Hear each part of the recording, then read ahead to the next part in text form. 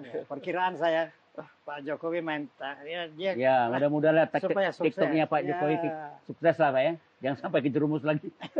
Oke. Tapi tadi radiator tadi bukan hanya untuk buah Bang, ini penting juga. Ada seafood juga, makanan laut. Iya, makanan laut. Iya, Indonesia kan banyak juga. Kita kan sudah bilang tadi, kita ngomong pangan. Iya. Jadi bukan pertanian aja, pangan. Iya. Ikan, produk pertanian, produk perkebunan, produk perikanan, produk air dan perairan. Nah, kita ngomong pangan Pak ya. Jadi nuklir untuk pangan.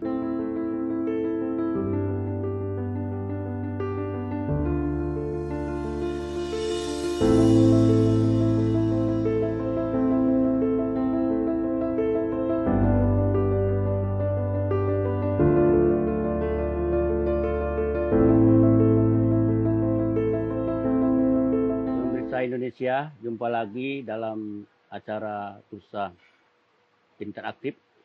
Kali ini kita mengundang ahli nuklir ya, yang satu sangat senior, Bapak Bakri Ardi. Apa kabar Pak? Baik. Ini alhamdulillah lulusan sehat. ITB Pak ya, lulusan ITB, teknik fisika ya, dan ngambil doktor di UGM.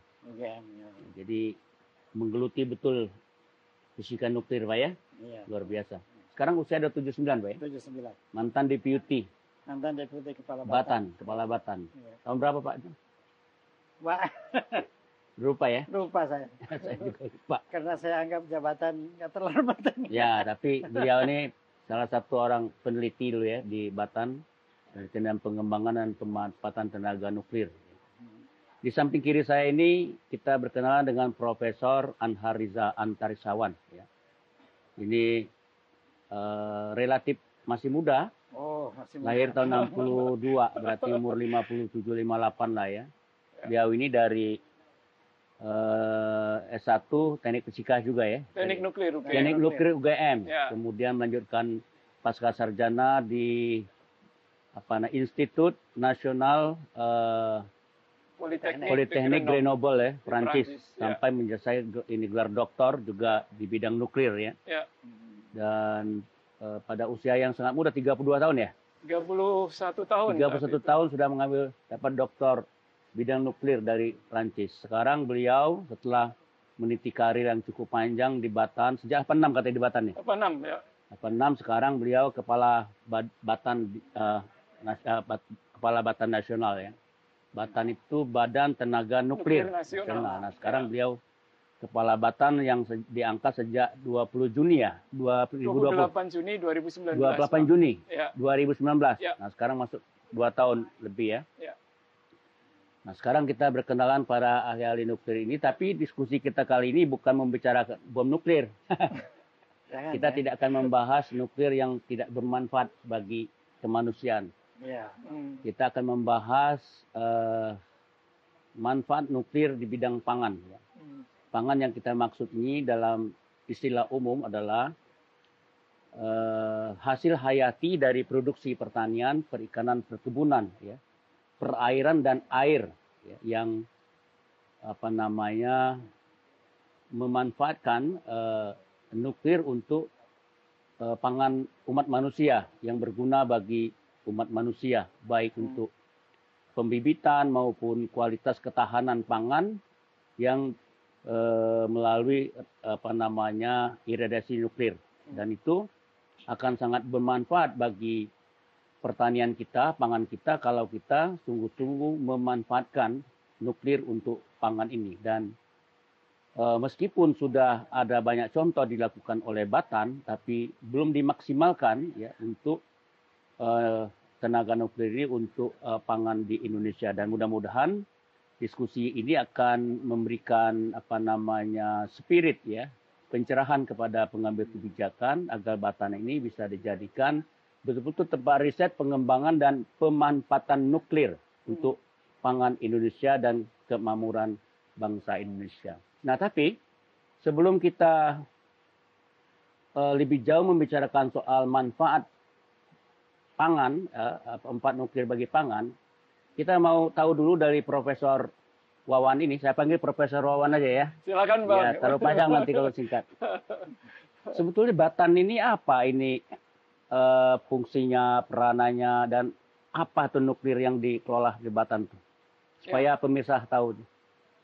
Baik Bang, terima kasih sebelumnya semua saja para pemirsa, juga di sini Pak Bakri, senior saya beliau gitu ya, berapa tahun di atas saya, jadi mohon nanti kalau ada yang kurang lengkap bisa ditambahkan Pak Bakri, beliau lebih tahu. Jadi Batan itu Badan Tenaga Nuklir Nasional, Bang. Ya. Ya, jadi awal muasalnya dulu adalah dari Dewan Tenaga Atom yang dibentuk oleh Presiden Soekarno pada tahun 58. Ya. Jadi 13 tahun kita merdeka, Bung Karno sudah memikirkan mengenai nuklir di Indonesia. Sehingga dibentuk Dewan Tenaga Atom dan Lembaga Tenaga Atom. Ya. Yang kemudian tahun 64 berubah menjadi Batan dengan diundangkannya Undang-Undang Pokok Tenaga Atom. Tahun 64 itu, Bang. Nah, saat itu Lembaga Tenaga Atom dan Dewan Tenaga Atom berubah keduanya menjadi Badan Tenaga Atom Nasional.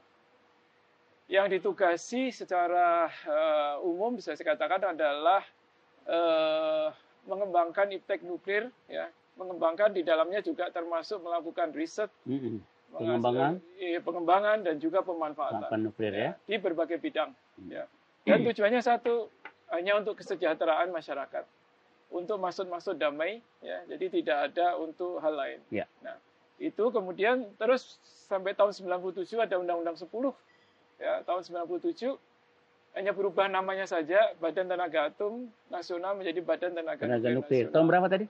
97. 97 itu berubah, ya.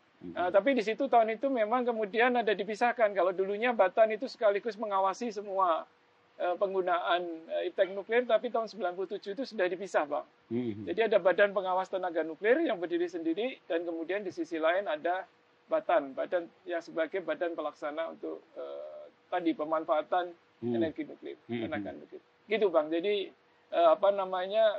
tugas utamanya itu, dan bentuknya memang LPNK.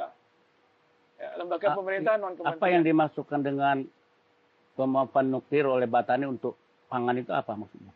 Oh ya, jadi saya sampaikan bahwa pemanfaatannya bisa di berbagai bidang. Ya, salah satunya adalah di bidang pertanian dan pangan. Ya. Kalau di bidang pertanian yang kita lakukan ada beberapa macam kegiatan, dari pengembangan varietas unggul, kemudian budidaya, ya, pengelolaan tanah dan air, kemudian juga pengembangan pupuk organik. Kemudian di pasca panennya itu ada pengembangan fasilitas namanya iradiator. Iradiator, ya. Supaya tahan, ya? Ya, itu untuk mengiradiasi berbagai macam bahan pangan. Produknya, ya? Produknya, ya. Dan itu selain menghilangkan bakteri, itu juga bisa membuat bahan pangan tersebut menjadi tahan lama. Tahan lama. Ya, karena kan kita sering ya, kerugian kita dari pasca panen itu besar banget, Bang. Sampai sekarang sekali. Iya, karena bakteri, kemudian juga cuaca yang panas. Kita berbagai pulau gitu ya. Hasil pertanian dari sana dibawa ke tempat lain aja sudah beberapa hari sudah kemudian busuk, Bang. Nah, yang busuk ini yang kemudian menjadi kerugian pasca panen. Yang itu nilainya bisa luar biasa. Belum kalau kita bicara ekspor, Bang. Kita bicara ekspor, beberapa sampai di tempat di sana, ya, selain kita harus masuk karantina yang syaratnya itu ketat di beberapa negara karena tidak boleh mengandung berbagai macam bakteri, juga kita harus yakin bahwa sampai di sana tetap seger, gitu kan. Nah, itu kan butuh pengawet. Nah, tapi kalau dengan iradiator ini kita awet tanpa pengawet lah. Kita awet tanpa pengawet, awet kan? Tanpa pengawet. Tanpa gitu. Pemanasan, kan? Tidak pakai pemanasan. Tidak pakai pemanasan. Tidak, jadi di temperatur biasa. Kalau dipanaskan, buah nggak mungkin, Bang, dipanaskan. Kalau buah dipanaskan kan nggak bagus. Rusak. Betul. Nah, kalau yang dengan iradiator ini suhu kamar biasa.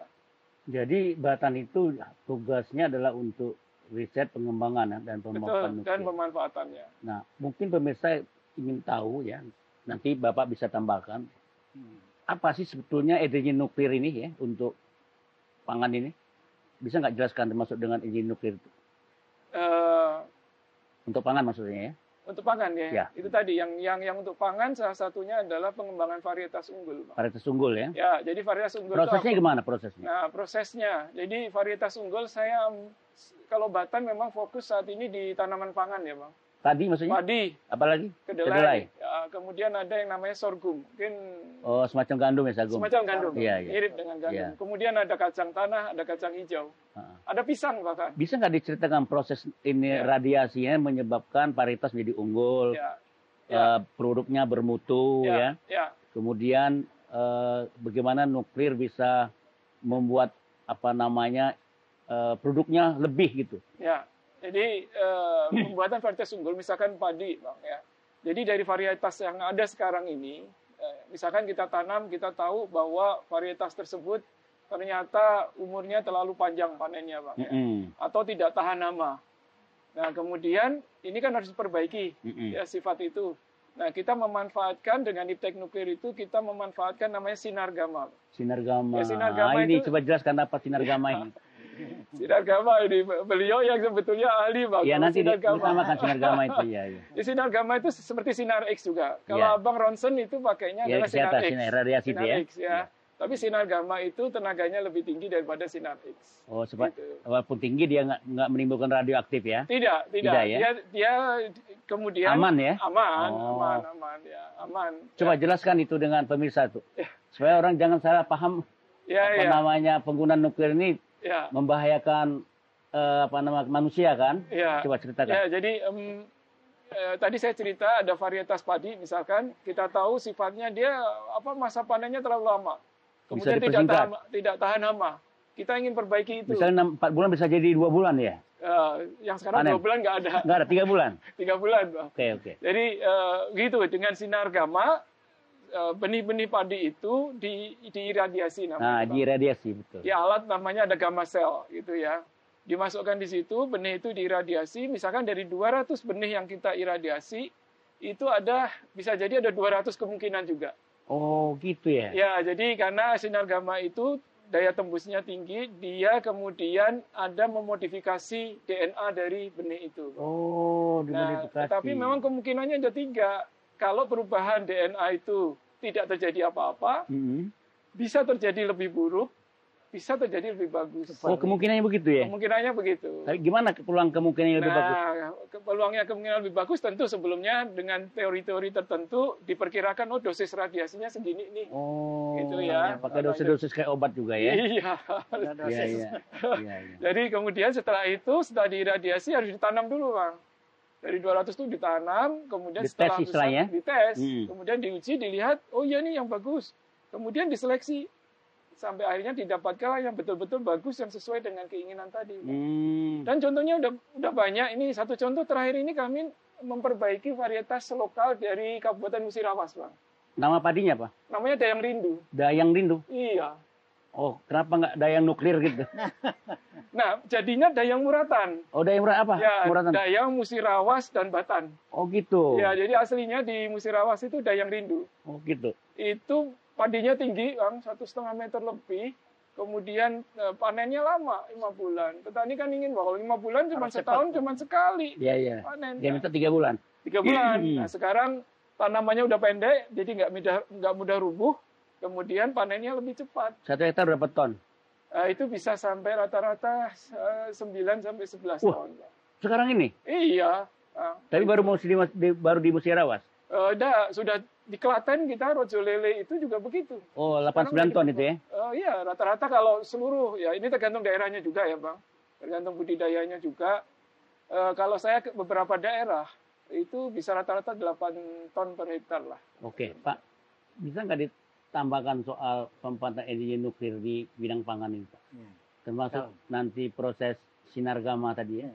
untuk memperbaiki paritas padi setidak-tidaknya atau tanaman lain lah.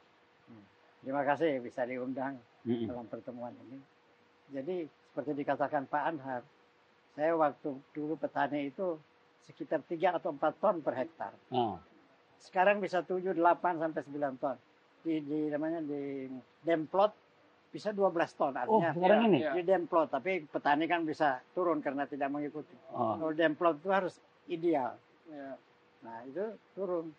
Jadi sebenarnya kalau bibit unggul ini dimanfaatkan, ini Indonesia nggak perlu impor, harus ekspor malahan. harus ekspor ya? Harus ekspor.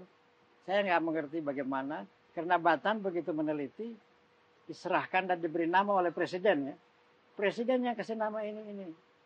Tapi kasihkan pertanian, tolong tidak dilaksanakan. Ya, artinya tidak begitu populer. Oh, kenapa begitu, Pak? Hasilnya tadi dikatakan Pak Anhar tinggi per hektar. Ya.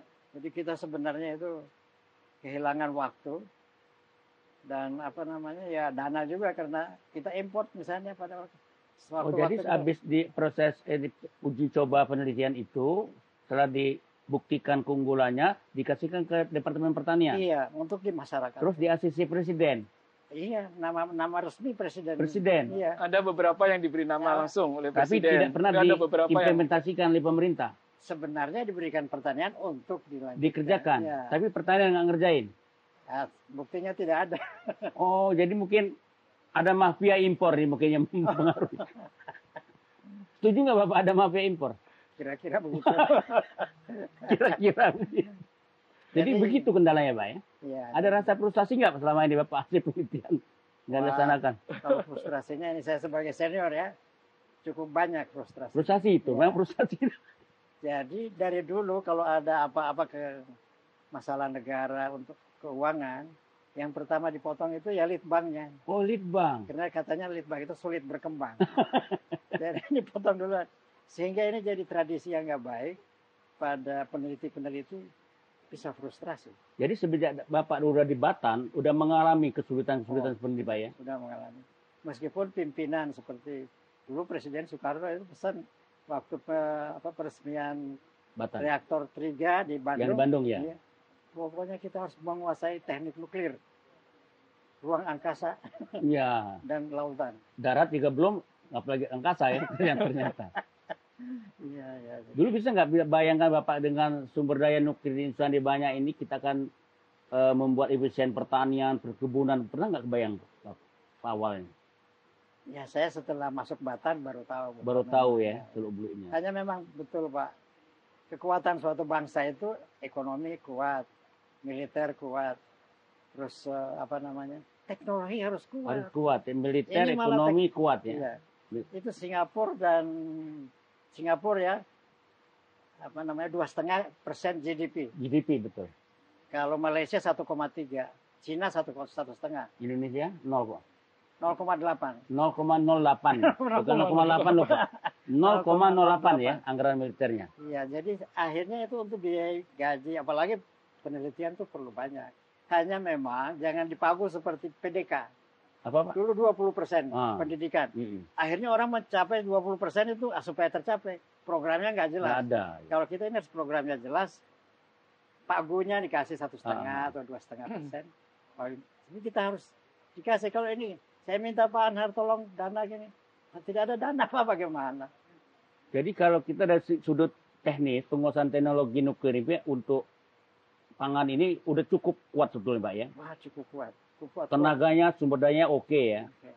Hambatannya setiap usulan hasil penelitian disampaikan ke Departemen Pertanian tidak dilaksanakan sampai sekarang kayaknya. Ya, dan itu yang sekarang itu kan hilirisasi itu ya Pak. Jadi mulai dari penemuan, inovasi sampai entrepreneurship. Jadi ini tidak nyambung sampai pada pengusaha. Sebenarnya pengusaha itu yang biasa impor sekalian aja produksi. Oh, pernah pengusaha swasta ya? Mau memanfaatkan itu ya? Iya, saya anjurkan begitu. Sekarang masih belum. Saya tidak tahu sekarang. Bagaimana, Wan? Ya, jadi hambatan yang ciptakan Pak. Iya. Jadi kalau Batan ini pengalaman Batan saja ya, Bang. Ya. Kalau varietas padi relatif sebetulnya sudah lebih dikenal. Yang sulit adalah kedelai. Kami kedelai itu juga punya beberapa varietas unggul, ya. Dan benar-benar unggul kalau kita uji coba tadi Pak Bakri cerita di Demplot, kita tunjukkan pada petani, iya itu unggul. Cuma masalahnya kemudian petani juga enggan menanam itu. Kenapa? Ya, menurut petani yang saya dengar ya nggak bisa bersaing dengan kedelai impor. Kedelai impor datangnya murah banget gitu. Dibanting harga ya? Ya, jadi kalau petani harus bersaing dengan itu berat mereka. Jadi gimana cara ngatasi supaya bisa Ya, jadi kalau Batan itu kan Bang sebetulnya nggak sampai ke sana ya. Kami kan punya teknologi, punya produk, kemudian kita perkenalkan ke masyarakat, kita berharap masyarakat menggunakannya. Ya, dan tentu kita tunjukkan keunggulannya kayak begini dan sebagainya. Tetapi kemudian kebijakan di lapangan kalau dalam hal pertanian dan pangan ini kan bukan ada di Batan, Pak. Pasti ada kementerian teknis, gitu kan. Jadi itu yang kemudian di luar Batan. Tapi Batan punya beberapa mitra, Bang. Gitu ya, mitra petani, produsen benih yang kita ajak bersama-sama. Kayak ini kami untuk kacang hijau ini daerah Gerobokan kita sudah punya kerjasama. Dan lagi ada satu varietas yang kacang hijau Batan namanya Muri gitu ya. Itu akan diproduksi oleh mereka dan sebagainya. Kan Batan bukan produsen benih, Bang. Batan cuma punya nih. Iya, dia meriset aja ya. Pegang lisensinya, habis itu sudah. Ya, dan yang kita kenalkan semua pasti sudah disertifikasi oleh Kementan. Pasti dari Kementan. Nah, memang sulitnya kalau di lapangan itu kan macam-macam ya, Bang ya. Karena memang sebetulnya varietas itu banyak banget yang di petani itu.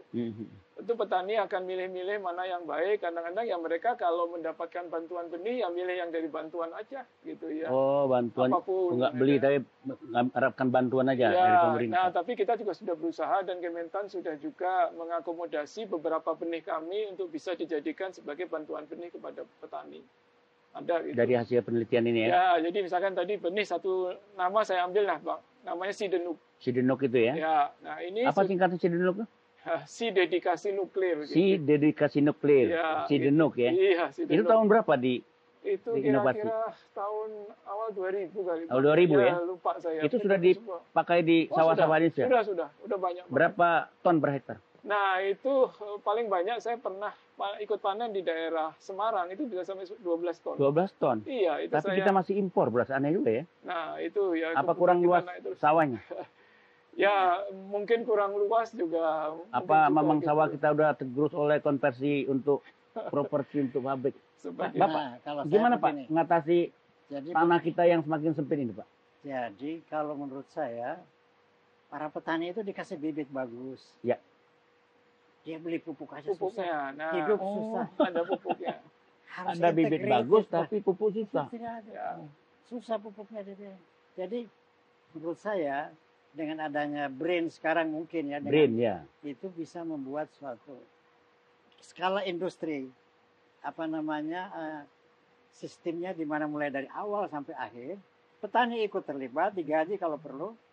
Itu saya kira dengan ada modelnya Pak Rahmat Gobel itu bikin pabrik beras dengan modal 300 M. Itu dia bisa. Jadi bisa sustainable mulai dari awal sampai akhir. Petani terus dilibatkan, pedagang sampai pasca panen ya. Ya. Ini kita ini lucu yang produksi petani.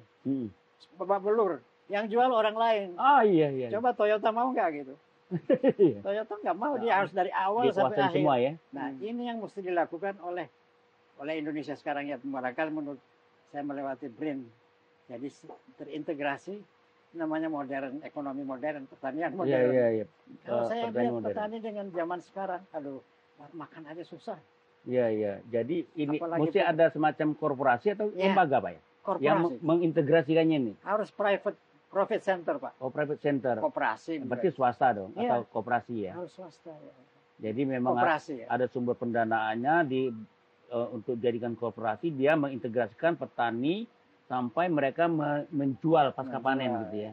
Keuntungannya pada perhitungan bahwa dengan Pak Rahmat itu mungkin sekitar 5-7 tahun break even Pak. Oh 5-7 tahun nih, ya, dengan modal 300 miliar. 300 miliar. Jadi, sekarang masih ada itu?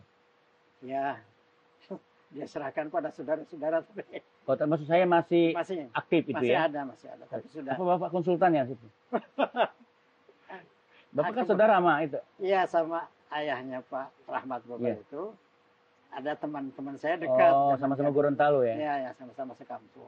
Oke, Wan. Sekarang ini Batan itu sudah mencapai melakukan nggak seperti yang diceritakan oleh Pak Bakri? Mengajak kerjasama atau apa gitu? Oh iya, kalau kerjasama sudah ada, Bang. Bahkan sudah ada juga beberapa produsen benih yang khusus memang memproduksi benih Batan. Jadi kan kalau benih padi itu, Bang, itu kan bertingkat-tingkat ya. Jadi kalau di Batan itu hanya megang biangnya doang. gitu Oh, ya. biangnya ini. Ya, tapi setelah itu kemudian yang di bawahnya untuk produksi untuk dipakai masyarakat harus dilakukan oleh masyarakat, nggak bisa oleh Batan. Gitu, dan itu kita kerjasamakan. Pasti harus kita kerjasamakan gitu. Kayak tadi saya cerita Bang, yang untuk kacang hijau itu akhirnya ya ada satu perusahaan swasta juga, swasta yang kemudian memegang lisensinya. Untuk kemudian yang mereka yang memproduksi kemudian memasarkan segala. Tetapi Batan hanya memasuk nanti biangnya saja. Kalau yang disebut di pertanian namanya breeder seed-nya. Apa? Breeder seed. Breeder seed. Ya, BS gitu ya. Jadi itu yang dipegang Batan, itu yang diproduksi Batan. Kemudian itu kalau kita ada kerjasama lisensi begitu ya kita serahkan ke mereka. Tapi kalau yang padi, padi biasanya kita buka untuk umum. Siapa saja penangkar, produsen benih, abang Bisa punya mendatangin Batan. Oh bisa, bisa. Itu beli atau gratis? Ya kalau BS-nya beli Bang, itu PNBP. PNBP? Iya, harganya murah banget, nggak mahal gitu. Berarti harganya pasti dibawa ke pasar ya? Iya. Bisa saya petani kan? Ya. Bisa langsung mengakses ke Batan ya? Ya. Lebih Ya. jadi kayak pasar juga Pak ya? Tapi petani yang dijual nanti untuk produksi untuk dikonsumsi biasanya tidak beli langsung ke breeder seed. Breeder seed itu kan nanti harus ditangkarkan dulu, nanti ditangkarkan lagi sampai 3 tingkat. Untuk menjaga keamanan ya? Jaga keamanan, kemurnian benih itu, ya? kualitasnya gitu. Tapi kalau yang petani yang sudah untuk konsumsi ya mereka beli dari para penangkar lainnya. Gitu. Nah, zaman Bapak dulu Pak, udah mulai nggak bekerja kayak gini, sistem Batan, mekanismenya? Begitu, memang Sudah kerja gitu? Sudah bekerja begitu, tapi yang kita lihat yang jalan, kita kan kasih ke daerah saya ke 15 provinsi. Kita perkenalkan semua. Tapi ini kan pemerintah, yang mengerjakan pemerintah. Tahun berapa itu Pak? Udah mulai? Wah, sejak 80. Ada Iptekda itu sudah ya. mulai, jangan Soeharto ya? Iya, jangan Iptekda Pak. Iptekda namanya. Pengetahuan dan teknologi daerah. Daerah, ya. Itu ke daerah Pak. Nah itu tapi diberikan ke petani. Petani ini gratis ya? Gratis. Jadi mereka sendiri nggak bisa survive. Nggak punya uang itu untuk beli pupuk segala. Ada bibit unggul tapi nggak bisa beli pupuk. Ya. Untuk pemeliharaan, untuk hama ya.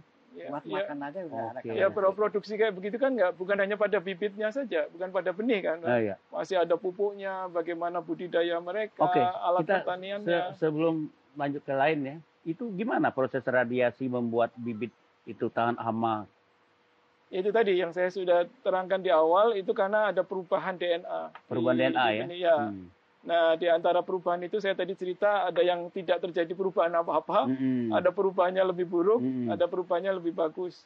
Nah, kemudian itu yang kita seleksi, akhirnya dapatkanlah yang betul-betul memang bagus. Nah, itu yang kita jaga agar kemudiannya tetap bukan saja menghasilkan produk unggulan ya, yang produksinya tinggi, tapi juga tahan hama. Ya, kita bisa gitu. Komplit deh ya? Ya, biasanya selama ini fokus kita selama ini Batan adalah meningkatkan produktivitas ya, per hektarnya, kemudian masa panen yang lebih pendek, dan ketahanan terhadap hama. Biasanya kami fokus ke 3 hal itu. Tetapi sekarang kan tantangan zaman berubah Bang ya. Sekarang perubahan iklim kan membuat ekstrim. Gimana gitu itu mengatasinya nuklir? Nah itu ya sekarang kita berupaya untuk mendapatkan misalkan benih-benih yang tahan terhadap genangan air asin. Dan kekeringan. Iya, dan kalau pada saat kering dia tahan juga. Nah ini yang sedang kita upayakan Bang. Gitu, tapi belum menghasilkan sesuatu. Belum, sejauh baru ini memulai ya? Ya, kalau untuk kedelai kami baru saja punya tahun ini dapatkan izin sertifikasinya dari Kementan. Itu ada satu varietas yang relatif tahan kekeringan ya dibandingkan varietas-varietas yang sebelumnya. Gitu. Jadi harapannya nanti kedelai ini kan biasanya ditanam oleh petani sebagai tanaman sela ya Bang. Pada waktu musim hujan tanam padi, nanti waktu musim panas kan biasanya palawija. Ya, tebang sari lah ya. Ya, kemudian palawija ini kalau bisa ditanam kedelai bagus, tapi kan biasanya airnya dikit. Oke. Nah, biasanya ditanam itu, kemudian baru padi lagi. Biasanya kan petani yang di daerah subur seperti itu. Gitu. Nah, ini kita berharap kalau kedelai bisa mengisi itu aja dengan produktivitas 3 ton per hektar atau bisa lebih, saya kira Indonesia juga punya mungkin akan bisa banyak mengurangi impor itu. Oh gitu ya? Iya. Bang. Gitu. Jadi dulu Pak cita-cita Bapak di kerja di Batan itu apa sebetulnya Pak? Ya sebenarnya sama dengan tadi dikatakan memanfaatkan nuklir untuk kesejahteraan masyarakat. Nah mungkin udah betul teknologinya, tapi teknologinya itu cuma teknologi. Tapi ini harus rangkaian sampai dengan bisnis. Ini yang menyebabkan tidak jalan. Nah, kita punya koperasi nggak jalan juga. Ini saya tidak tahu apa ada desainnya, ada yang berubah atau bagaimana. Karena konsep Pak Hatta itu dulu di Belanda itu perusahaan apa yang punya sapi itu berkoperasi. Ya, ternak sapi. Dan mereka jadi suatu industri besar. Ya, kalau di luar negeri sih sukses lah koperasi. Nah, di kita itu Pak. Terutama di Eropa Utara itu sukses semua itu. Itu yang harus kita kembangkan. Kenapa nggak bisa diikuti? Iya. Termasuk nuklir untuk peternakan ya, bisa semua Pak ya. Peternakan itu kita bisa percepat misalnya pertumbuhan. Dikasih kasih appetizer ya. Sapi itu dikasih permen batan gitu. Iya, supaya gemuk apa susu lah. Cepat dia mau makan. Supaya nafsu makannya. Iya. Terus tadi mengenai untuk ekspor, kita mau hilangkan benih-benih bakteri ya. Pakai radiasi supaya tahan lama. Ya, supaya tahan lama dan juga tidak tumbuh kecambahnya. Nah, saya ada nggak pengalaman Bapak untuk membuat kayak ini hasil pertanian kan, supaya dia tahan lama kita bisa ekspor? Ada nggak swasta dulu Bapak layani Pak? Ada ya? Ada, tapi sedikit. ya? Sekarang sudah mulai dengan adanya merah putih. Iradiator merah putih. Ya. Itu udah mulai swasta. Sudah mulai ya. Jadi swasta langsung bayar ke Batan gimana? Iya. Itu pendapatan bukan pajak. Bukan pajak. Oh, sekarang gitu ya Batan ya. Jadi yang disampaikan Pak Baki benar. Indonesia ini negara besar tapi hanya punya fasilitas iradiator itu swasta hanya punya satu. Swasta cuma satu. Kemudian Batan punya satu dulunya, tapi itu juga banyak untuk penelitian, jadi tidak hanya pelayanan masyarakat. Sekarang kami bangun tahun 2017 diresmikan oleh Pak Pres Yusuf Kalla. Itu namanya iradiator gamma merah putih. Gimana itu? Di Serpong. Di Serpong itu ya? Ya. Sekarang udah melayani swasta, kita layani semua. Jadi yang kita iradiasi di sana macam-macam kan, intinya itu sterilisasi ya Bang ya. Ya, jadi bisa untuk mensterilkan buah begini, yang paling banyak kita lakukan misalkan mangga gedong, kemudian manggis. Durian udah? Kemudian salah.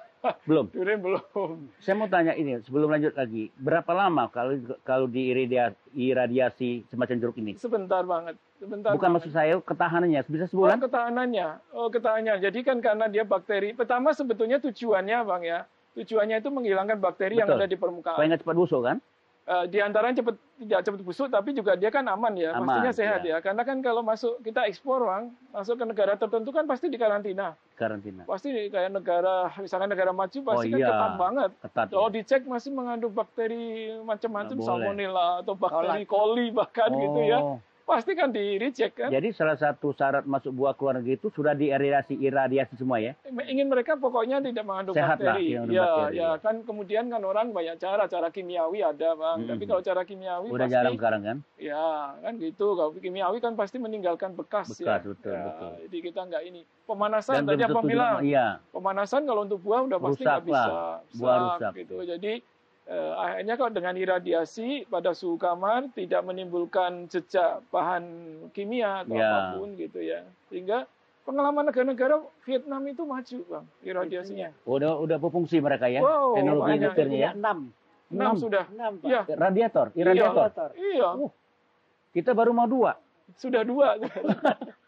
Telat. 1-2 didirikan sejak tahun 64. Ya. Ya sejak Batan lah sampai sekarang. Kita memang nggak terlambat nah. Jadi 56 tahun baru 2. Vietnam udah 6. Merdeka baru tahun 75. Luar biasa Vietnam. Sama dengan swasta. Hah? Swasta yang membangun, setelah melihat untuk langsung mereka pikir. Dan kebetulan Vietnam itu kan banyak yang keluar negeri dulu ya untuk ini apa namanya? Ya tahu saya. Nah, mereka jualan pasca perang mereka keluar negeri ya. Jualan bumbu Asia. Nah, itu mereka diiradiasi semua. Ya, bumbu. Iya. Karena bumbunya banyak, demandnya di luar, ya mereka perlu iradiator. Ya. Sejak kapan Vietnam sudah melakukan iradiator, Pak? Ya memang setelah perang. Setelah perang ya. Artinya kan mereka lebih cepat dari kita kan? Iya. Kita tahun 64, mereka baru merdeka tahun 75. Kemungkinan tahun 90 mereka mulai. Ya betul. Jadi lebih baru mereka kan, tapi lebih lebih cepat berpikir majunya ya menurut saya. Ya. Mungkin banyak entrepreneurnya ya. Entrepreneur banyak ya. Karena memang harus gabung. Kita dengan peneliti ini kalau cuma dibiarkan sendiri juga mati kutu. Oke. Jadi harus. Jadi kerjasama Batam sama entrepreneur ya. Ya harus. Dan difasilitasi sama pemerintah tentu toh ya. Dan ini yang saya kira menurut saya BRIN. Idenya Pak Presiden ini melalui BRIN. BRIN ini. Badan Riset riset dan inovasi Maksudnya tambah entrepreneurship. Bukan nggak tambah kacau Pak ada BRIN ini. Oh enggak. Dia mau Lebih menyatukan. bagus. Dia mau menyatukan kalau saya pikir. Karena selama ini tidak berdaya kecil-kecil.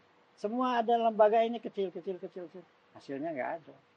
Tidak bisa tumbuh. Ini kan supaya tumbuh ekonominya kan harus bisa dikomersialkan. Jadi BRIN itu tujuannya aja ya? Iya, supaya itu memperbesar dia punya. Memperbesar peranan penelitian dan sebagainya. Iya, peranan penelitian, tapi perlu didanai. Nah, ini didanai. Jadi BRIN yang ngambil alih sekarang ya. Termasuk Batan ya? Batan akan masuk terintegrasi ke situ. Terintegrasi ke BRIN. Mudah-mudahan lebih fleksibel lah ya. Dan Batan lebih maju kan.